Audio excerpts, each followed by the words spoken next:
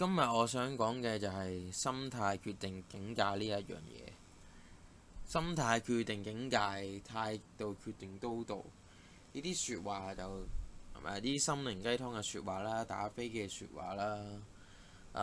不過我係同意嘅。咁今日我就係講下點解我會同意呢啲説話。我認為而家嘅好多嘅香港人啦，啲特別年青一代就會覺得好多嘢係唔夠人打，或者啲先天嘅不足，譬如話可能好似我哋啲窮人咁樣同啲有錢仔比，哇！啲有錢仔可以揸住個寶馬 Benz 周圍去溝女去撈女，周圍嘅國家啊嘛亂咁飛，因為佢根本就唔受錢啊嘛，大把錢使，可以周圍去玩。而我哋啲窮撚又要老豆老母啊退休，又要自己都養自己都未掂得嗰萬幾蚊，仲要養埋佢哋，跟住可能仲要話即係有女朋友咁樣點樣捱呢？冇錯㗎，呢啲客觀事實我係好認同，因為我唔係一個有錢仔，我係一個窮撚嚟嘅，我仲係一個唔叻嘅窮撚，我係好認同呢啲客觀環境啊，係令到我哋同啲優秀嘅人天生有家底有父幹嘅人呢，係比下去，我係絕對認同。但係我唔認同嘅嘢就係你如果因為咁樣，因為你先天唔夠人打就放棄嘅話呢，我就唔認同呢樣嘢咯。我認為嘅就係，如果你先天已經係唔夠人叻，個家底唔夠人好，人哋有父幹你冇嘅時候，你後天要更加努力。後天嘅努力係唔可以忽視。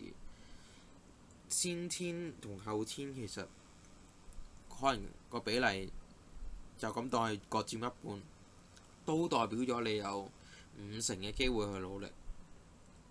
就算你話係你唔認同嘅，你覺得係先天係可能有70%嘅，你都起碼有30%去做。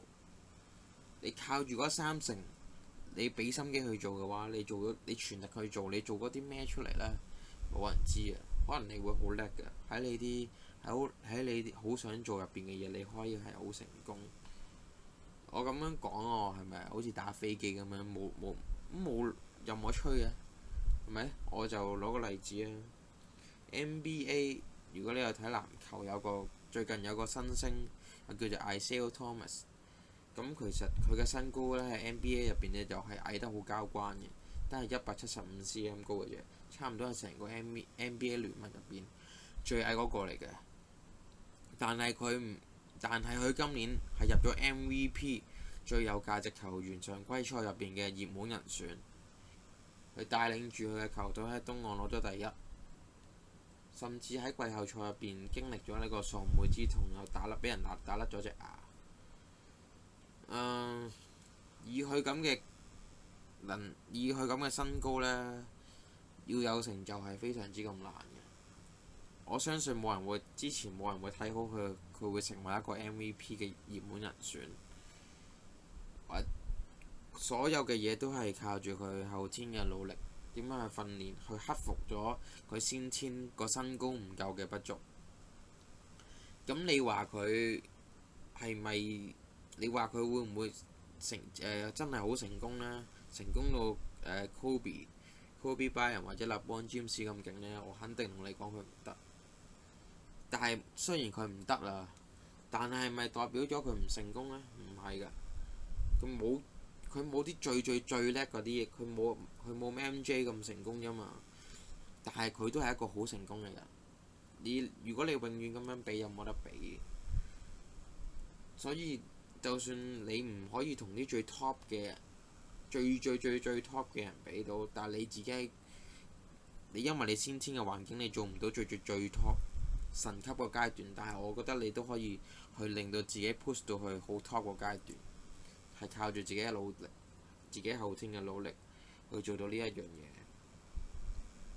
衝鋒廿一入邊，雷門太郎曾經講過：如果我連1% 嘅天分都冇，我就用100% 嘅努力去贏你。